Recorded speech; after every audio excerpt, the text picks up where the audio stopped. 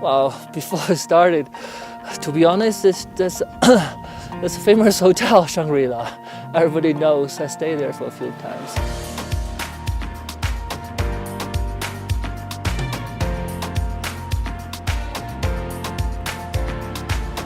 Well, with DJ, we started in 2001, all those years ago.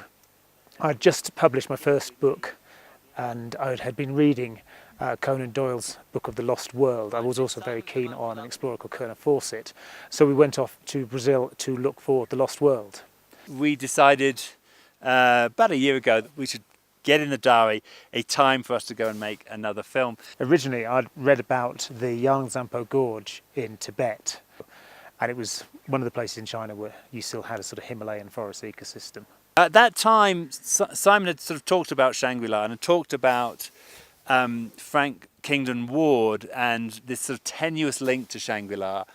And so it gave me an opportunity to go back and just look at everything that had been done on Shangri-La before. So I started a YouTube search and searched through lots of film archives and books and magazine articles. Well, it didn't really fit the Shangri-La idea for a start, but the other thing is we didn't get permits. And actually Plan B, in terms of looking for the story of Shangri-La, Plan B has worked exactly by reading through Joseph Rock's articles and correlating them with what James Hilton said. I'm Chinese. I'm quite good with organizing things that my producer cannot manage. So I was asked if I'm interested in that, and also the story is quite fascinating.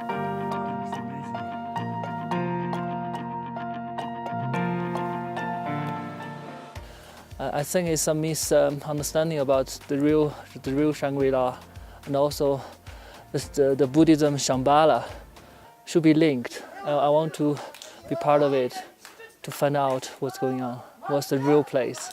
No one was really looking at it from a wide perspective. Most people had a very specific reason to do this. One person of which was Ted Vail. He'd gone through these articles and then he'd made the links one by one, and then he'd proved that these articles were in the British Museum where James Hilton was doing his research for the book.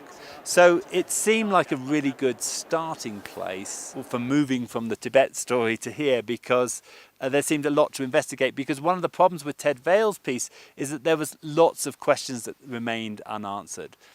The key one, if you've read the book, was that the book clearly locates Shangri-La in the Kunlun Mountains and not anywhere near here, and it's clear from the trajectory of the plane, it's clear from what they say we're in the Kunlun Mountains, and then later when they go searching for him they search in the Kunlun Mountains. There are some disparities in the geography later on which point more to here, that's true to say, but certainly it seemed that Ted Vail was completely ignoring all of this. And I know from my own experience as a journalist that you can, if you have a theory, you can go out and you can normally prove it if you can find things that fit.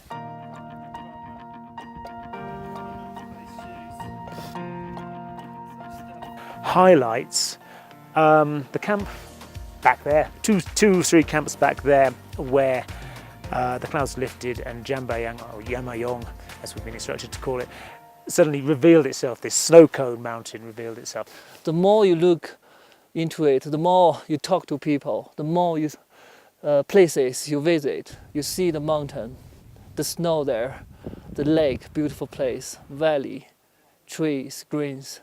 Then you think about it, then you got excited, you think that the whole story is actually existing. It's all started here.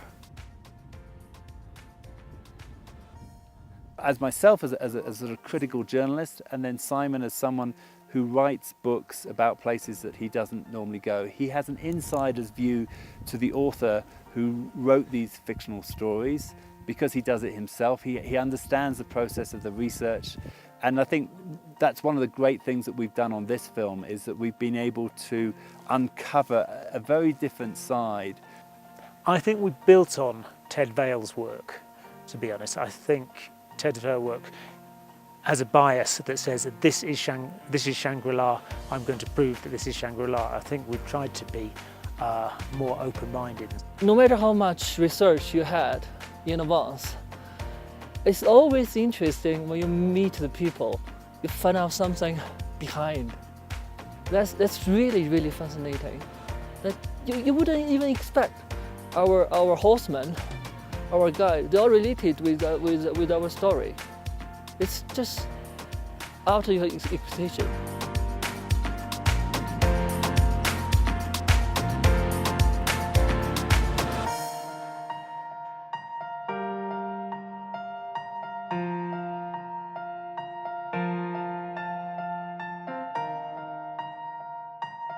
Producer is incapable of carrying a tripod, so I have to carry extra stuff with 2 drones in my backpack.